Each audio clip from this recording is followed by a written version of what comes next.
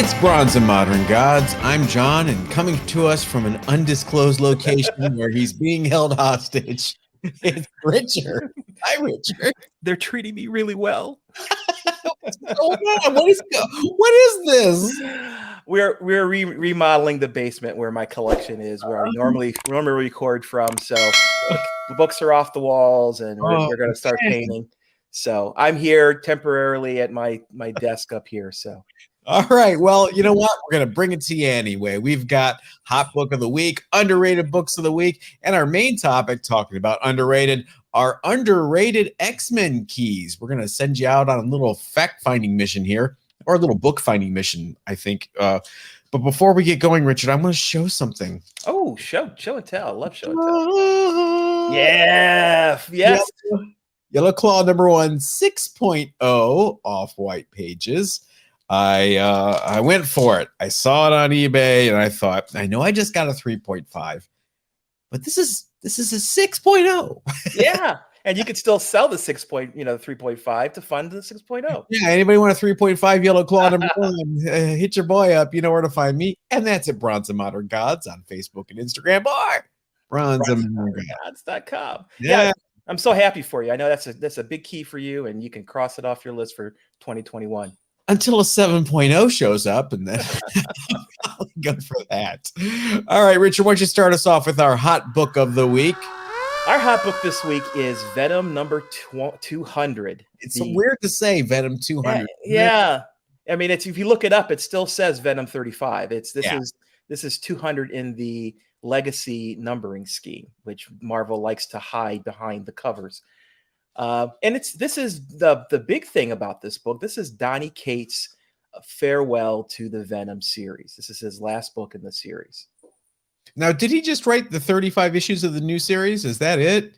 I mean, I realize it's 3 years worth of stuff, but back in the day, people had a decade-long run in comics. Yeah, Kellerman was on the X-Men for 16 years? Yeah. Oh, you did almost 3 years. Bye, Donny. Thank you for your service. But it's a big farewell, because Donny he drove the whole null phenomenon that really revitalized the petered out. Yeah, it kind of petered out, but back in the day, it was a hot book, and it's an important milestone, in my opinion. It's reflected in how they approached Venom 200. First of all, we were trying to count the variant covers and we gave up. So Richard went to coverprice.com. They have 42 variant covers for this listed. Let's just say you can get them all at cover price, right? It's $9.99 cover price on this bad boy. So if you just wanted one of each cover, you're looking at $420 with no store discount. Despite of, or maybe because of the sheer number of variant covers, most of these are hanging around for cover price or even less. Go on eBay. People are selling these for $7.99. Yeah, this is common though. They put out a lot of store variants, but only some books actually percolate to the top of the pile. Usually they're ratio variants, or very popular in artists doing store variants. I've got 3 of them listed here. The J. Scott Campbell 1 in 50 variant is selling for about $40, which is not too shabby. There is a 1 in 200 Virgin variant that's doing well. And also, always with this book, there is a 1 in 100 Stegman Virgin variant. Some things never change. And I don't know what's next for Venom. I don't want to say what happens in this. There is a bit of a spoiler. Are they rebooting it? Are they going on with issue 36 or 201? I don't know. I mean, obviously it's going to continue. The movie is pending. Yeah. So they're going to want the series to run while the movie runs. So someone's picking up the mantle that Donny is putting down. But what direction they're going to go in, that's a good question. What do you guys think? Let us know in the comments. Venom is a roller coaster when it comes to collectability. It's hot. It's cold. It's hot. It's cold. Uh-oh. Richard just lost the light. It's a hostage situation. I hope you're okay over there. Yeah, it's fine. My makeshift light decided it didn't want to hang around. Oh, everyone pray for Richard. Why don't we go on to our main topic, our top 5 underrated X-Men keys. And Richard, why don't you start us off there? I'm going to start off with a book that when I was thinking about top 5 keys, I was thinking about, okay, what characters have I not heard about recently and what would make good MCU candidates? Yeah, I And kind of went the same way. mhm. And Forge is what was one of my favorite characters from the mid 80s. His first appearances in X-Men, Uncanny X-Men number 184 back in 1984. Forge is a mutant. His mutant ability is a innate understanding of technology and basically being able to build anything that he can conceive of. I'm Uh, chuckling because like his mutant power is he's really smart. yeah, he's super smart. I'd love to have him and Tony Stark in a room together in a contest to see who's Yeah, right. yeah. Maybe Tony's a mutant. Forge was a member of the X-Men. He was a member of X-Force. He was a member of Xavier's Underground. His character permeates throughout the history of the X series. And most people think, when you think of valuable keys, at least for me, maybe this is some secret that I've uncovered here, but when I think of valuable X-Men keys, I think of 94 through 142, the end Yeah. of, It's the cornerstones. Yeah. right. Claremont's run. Claremont to me is the pinnacle of X-Men writing. So that's what I think. So the ones that came after 142, I've always put in a different tier. Yeah. In terms of value. And I was looking at this book. Forge, like I said, Forge has a lot of play in the X-Men universe. And if the X-Men are coming to the MCU, there's a good potential. He had a romantic involvement with Storm. He had a romantic involvement with Mystique. He's a Native American. If they want to play the diversity route, there's a lot of different things they can do to bring him in. But what was more interesting, when I started digging into the GPA and the census values for this book, I found some surprising values. The GPA for this book, the 90-day, well, let's start with the value in 2020, which was $107. Right. The 2021, the value is averaging about $155. The 90-day is $267. And finally, the last sale, which was back in May for a 9.8, was $350. Nutty. Yeah, these are really respectable numbers from a book what I consider to be a middle run kind of second tier book. But comic shops are packed with all that John Romita Jr. run. I know, and that's the thing. I actually went on eBay, and there are a number of these books available for anywhere from $15 to $40 raw. There is a Canadian price variant for this book. The Canadian price variant goes for some good money. So if you happen to find that, that's definitely something to invest in. But yeah, this book, there's also a newsstand version of this book too, if you are favor newsstands. But yeah, this is a good book to pick up. I know it's in long boxes. I know it's out there. I have seen it out there. Just people have, like me, who are, I think, savvy collectors, may put it in that second tier and pass it by to buy the, the 129s and the 133s and the 101s and, all those Claremont books. Pick these up. When you're digging through long boxes, look for this book. I think it's a good buy. I think people pass it up because it doesn't have a cover like, the introducing the amazing Forge and he's bursting out. It's got Selene, the Black Queen, on the cover fighting Professor X, which, is a standard John Romita Jr. era type cover. It doesn't really announce, hey, important first appearance here, but it's a great segue into my first book, which is New Mutants #9, the first appearance of Selene, the Black Queen. The oldest known human mutant, apparently. She's only 17,000 years old. She's looking good for that.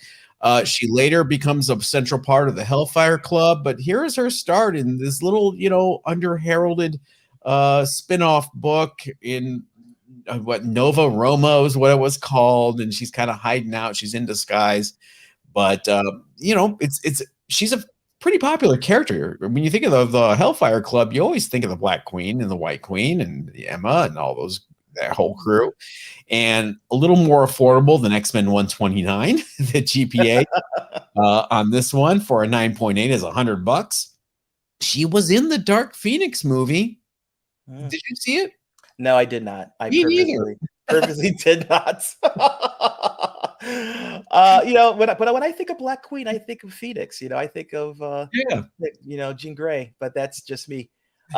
She she may be, well, they had to replace Jean, so she's like oh wow, what was Bewitched, Samantha's cousin that was like the dark yeah. Serena. She's like the Serena of the Marvel universe. We may see her in the MCU when they bring the X-Men. They do the Hellfire Club. Yeah. She's the second string, but she's there. So 17,000 years, is that older than Apocalypse? That's the debate, is who's older, Selene or Apocalypse. I saw that several times when I was Googling her today. So I don't know if there's a firm answer. Any of you guys know, let us know in the comments. Yeah, please do. Speaking of black magic, Richard? My next pick is Magic #1. The limited series. This is the first solo series. It's a 4-issue limited run of Ileana Rasputin, better known as Magic. This particular storyline took her from a 6-year-old child to a 13-year-old mutant sorceress in basically a blink in the eye. The entire limited series takes place in a matter of seconds in real time. Kind of like the Michael Jackson story. Yeah, kind of, just like that. He missed his childhood. He became a mutant sorceress at 13. Sadly applicable, isn't it? I know, weird. Okay. Sorry. Magic, or her first appearance was in GSX #1 as a baby. Yes, and she's by I always love that she's like by this giant combine thresher, she's like running around playing like la la la. Yeah, I guess Russia is a dangerous place. And her first appearance as an adolescent was in X-Men #160, which has some significant value. She's a really popular character. Back in this particular series was made, she was transported to a kind of an alternate universe by Belasco, a demon, for the purpose of overthrowing the universe. Blah blah blah. And she was accompanied by alternative versions of the X-Men, Storm and Shadowcat, and a variety of other X-Men characters who are good or evil based on the storyline. And it's an interesting story. It's a good story. But I think the most important thing that comes out of this is when she arrives as that adolescent, she has been drawn with a real anime feel to it, with this giant sword and these wings, this outfit with black wings coming out of her hair. It's a very, very anime type of look and feel, and it's really, really resonated with people. I think she's really become very popular because of that. The value of this book has been going up. The GPA for a 9.8 is $130, which I think is really respectable for one of these 80s limited series. There's a Canadian price variant that goes for $300. Yeah, but you could still buy this. This is another one of the dollar bin finds. You can buy. This past month bought 1 through 3 for $2 a piece out of a long box. It's really easy to find. Just like the Long Shot limited series, it's easy to come by, but getting those 9.8s is a bit difficult. And if you can get them, you can get some good money out of your investment. Yeah, heavily ordered by retailers. I don't think the sales match the orders back in the day. So this was a dollar bin find for quite a while. So high grade is tough on this one. Oh, good pick. My next one is a bit of a curveball. It is Spider-Man and His Amazing Friends #1. I know. I had to take a look at it for what? And then I realized the reference. Okay. This is actually the first appearance of Firestar in comics. Now, her first in continuity in the Marvel Universe appearance is in Uncanny X-Men 193, which was my original pick. And then I thought, if I'm going to go first appearance, let's go true first appearance. And that is Spider-Man and His Amazing Friends #1. Again, it's based on the cartoon from the 80s. A very well-loved character from the cartoon. Everybody loves Angelica Jones. No, nobody hates Angelica Jones. You've got to be some sort of psychopath if you hate Angelica Jones. What's wrong with you? She also had a long run as a member of the New Warriors, which I love that book. The first 50 issues. After that, it was okay. It was okay. But here's the shocker. 90-day average for 9.8 of this book. $694. Yeah, last year there was some rumors about her coming to the MCU. That would happen. As a character, and the value of her keys went up. One of my favorite of her keys is Young Allies #6, the variant 1 in 10. I believe it's 1 in 10 or 1 in 25 by Art Adams. Yeah. Gorgeous cover. And it shot up in value as well. So yeah, there were rumors, and I don't know if they're still even valid. But this is 90-day average. It's still selling for almost $700. Now, I think it's because of that for sure. I also think it's because this was a kid's book. Yet again, I'm surprised they didn't make it a Star Comics release, frankly, because it was in that era, that time, maybe a little bit before. It's 1981. So high grade doesn't exist. Nobody cared about this book. Quarter bin, dollar bin, whatever you want to call it, bopping around for years. So find a 9.8. I dare you. Tough one. I still think it's underrated though, even though it's $700. Can you have an underrated book that's $700? But this is the whole thing where it's $700 because somebody found a 9.8 candidate, right? Yeah. There are tons of books out there that are potential 9.8 candidates for $5. Go get them. Go get them. Go find it. I'm sure they're still out there. Bring me one. Thank you. I'll give you $5. My last one is one that I'm shocked still has not caught on. And it is New Mutants 86, not 87, not 98, 86. This is the first cameo appearance of Cable. And why not? We'll throw in a cameo of Strife and the Mutant Liberation Front as well. It's also the first Rob Liefeld art on the New Mutants book. And this sells a 9.8 for $128. What? That's it? Wow. I'm shocked, right? Right. Plenty of room for this one to grow because just look at Incredible Hulk 180. Is that the first appearance of the Hulk or is it a cameo of the Hulk? Oh God, don't go down that rabbit hole. First appearance of Cable or is this a cameo of Cable? Apparently it's a cameo. You guys make your rules when it suits you. Yeah, Cable is an important character in the mutant universe. Josh Brolin. Yeah, I am surprised too that this has not seen more action. It's under the first appearance of Forge, right? So if you think about it that way, Cable's on that sexy cover for 87. That's a rip of Avengers 140, by the way. I don't know why nobody points that out. It's completely traced. But, Rob, you traced something? In fact, this cover for 86 is traced from Amazing Spider-Man #2 with the Vulture. But, it's an homage, not tracing. Sorry, my bad. You went there. I love Rob, sort of. So, New Mutants 86, I think a lot of room to grow on this one. Lots of room to grow. Yep, I agree. These, cameos, second appearances are the books that are really going to see. I think they're, as the first appearance goes up, these other books that are in the same orbit are also going to increase in value. Second appearances are the new first appearances. I'm telling you. All right, we've got X-Men all over the place. Why not continue with more X-Men in the 25-year rule?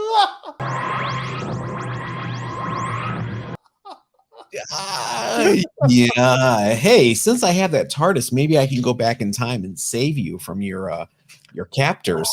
Yes. I'm getting tired of bread and water. All right, 25-year rule this week. A good one. X-Men 54 from 1996. This is when Onslaught is finally revealed to be Professor X. What's interesting about this issue is lots of rumors about Onslaught. I don't know where this is coming from, that he's coming to the MCU. Why would you start there? I don't. Yeah. I don't put a lot of credence behind this, but people are saying, which is a popular thing to say when you want something to happen, that other people are saying, there are three versions of this book. There's a directed version, there is a newsstand version, which I've never seen, and there is a special collector's edition of 7,500 that has lightning foil and came with a Marvel certificate of authenticity. This has to be Heroes World at this time. Yeah, I'm thinking. Yeah, that is really cool. They did their own exclusive, apparently, and a GPA for a 9.8 of the special edition is $200. So if Onslaught is something, and you bought this for $200 now, and there's only 7,500 of them, you might be buying that new mansion in Bel Air. Yeah, but Onslaught really, I mean, if he does appear, there's so many other characters that have to appear to set up the situation that I just don't see it anytime in the next 7-8 years. He is absolutely the 7-pin when you're trying to bowl for a strike. Right, exactly. He's the last one that's going to fall, and you're going to have to hope that maybe you hit it hard enough. Yeah, I just made a bowling reference. I'm from Northeast Ohio. All right, it is time for our underrated books of the week. Richard, kick us off. Yeah, okay. I want everybody to hold still. my underrated book has a print run of 1.7 million. Oh, okay. So, go on. It is Spawn #1. All right, now the direct edition. This is another case of a book that has been derided for years and years. Let me join in. But recently, Todd McFarlane has announced Spawn universe, where he's expanding the Spawn character. He's expanding the Spawn world to include all these other characters and all these titles. And there's a lot of excitement about Spawn universe. Apparently, it's one of the best-selling Image books in the history of Image. Yeah. So he's got a lot of energy behind this book. And so that makes you it's bringing people nostalgic to the original Spawn back from 1992, which is everywhere. I remember seeing you're flipping through 25 copies of Spawn #1 in the long box, and they're just everywhere. But again, there's that 9.8 frenzy where the 9.8 versions of this book has a GPA for the last 90 days of $250. The last sale was $300. Okay, but that's not even the most shocking part. Periodically, Todd McFarlane does signings with CGC, and they're always popular. His signature is $150, if I remember the last time that he did it. Kind of a steal for Todd McFarlane. Yeah, and they live stream the whole thing. I've never seen them do that before. They live stream the signing process. He answered questions. He joked around. It was a whole event. Well, the 9.8 signed by Todd McFarlane, the GPA for that is $800. There's also a newsstand out there that's going for $1,000, and signed by Todd, $1,200. So there seems to be a renewed interest in this book. There's no shortage of it. There's 17,900 on the census, of which 9,500 are 9.8s. So there's not even remotely a shortage of these books. Why are you calling it underrated? Because I think people have an opportunity in the next few months to go out to long boxes to find copies of this book that people just don't care about. They'll sell them at $1 a piece, $0.25 a piece, whatever, because they're not scarce. And if you buy 10 of these and 2 of them end up being 9.8 candidates, you have potentially $600 for your investment. If they're newsstands, you may have $1,000, $2,000 investment.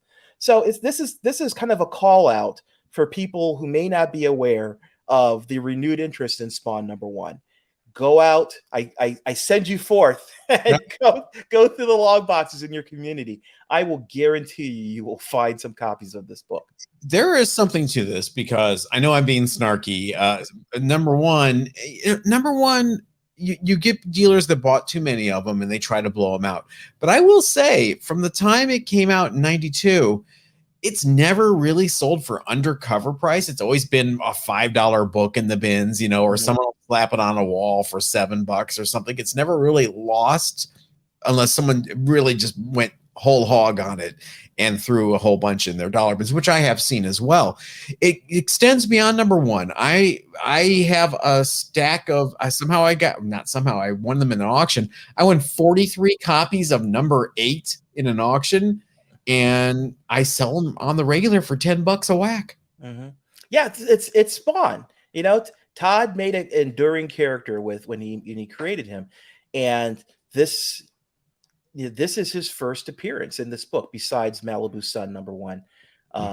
But this is his first title, and like you say, I don't think there's ever going to be a period of time where there is no interest in this book.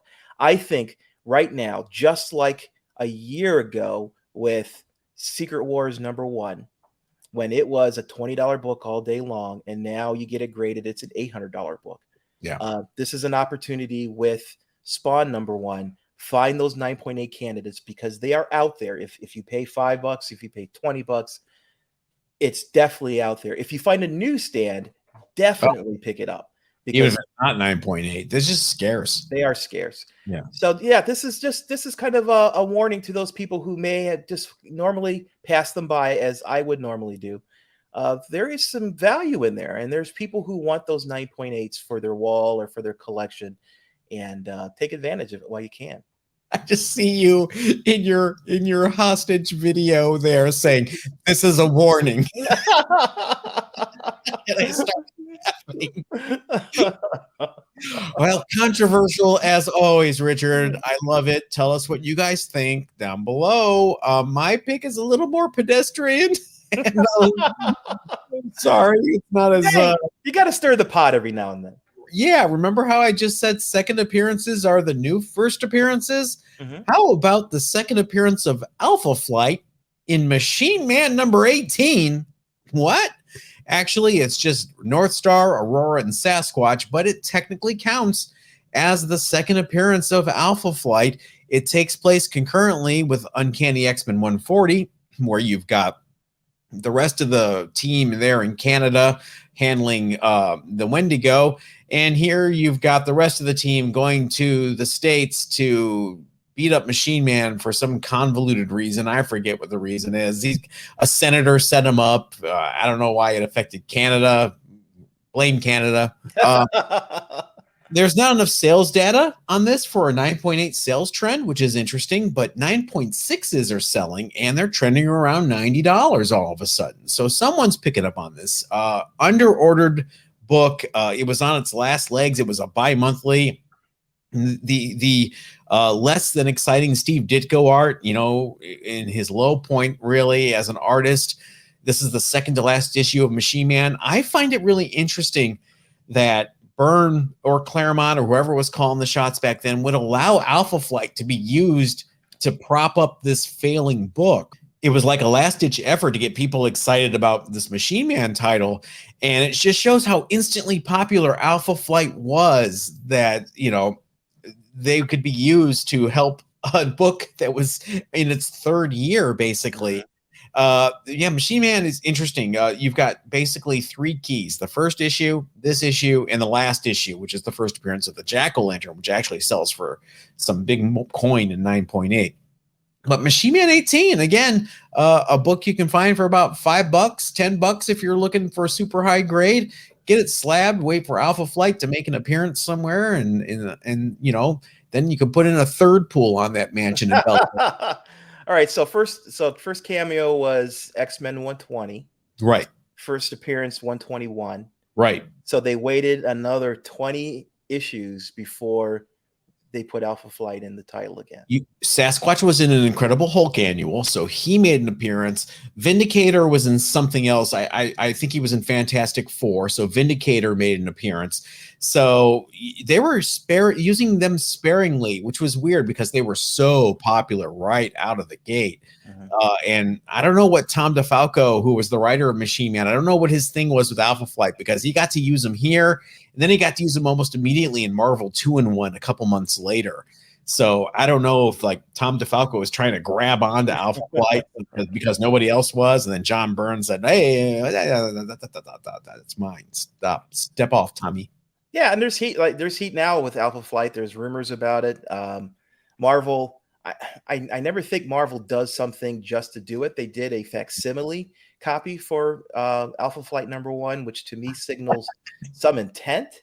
But no reason to have a facsimile copy of that book that has 1 billion. I have no idea why. It's like making a fantastic facsimile of like New Mutants #1. You know, Yeah, there you go. Yeah.